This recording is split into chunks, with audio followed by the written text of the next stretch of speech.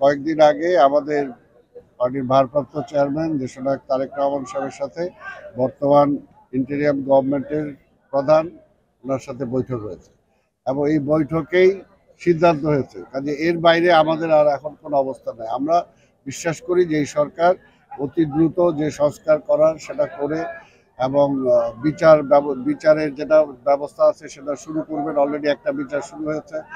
আর ইতিমধ্যেই নির্বাচনী শিডিউল তিনি অ্যানাউন্স করবেন, যেটা অলরেডি তিনি বলেছেন যে নির্বাচন কমিশনকে নির্দেশ দিয়েছেন।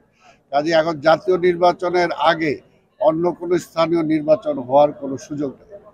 এই ব্যাপারে অবশ্যই বিএনপি চিন্তা করে তারপর বিএনপির অবস্থান বিএনপি পরিষ্কার করবে। প্রতীকের বিষয়টা, নির্বাচনী প্রচারণার বিষয়টাতে আপনি না, প্রচারণার বিষয় শোনা, আমি একজন যেহেতু আশা করি একজন প্রার্থী, সেই কারণে আমরাও চাই যে যাতে কালো টাকার প্রাধান্যটা না আসে, কেউ অতিরিক্ত টাকা খরচ করে যাতে নির্বাচনে বিজয়টাকে ছিনতাই করতে না পারে, সেটার জন্য যতটুকু কৃচ্ছতা সাধন করা দরকার সেটা করতে হবে।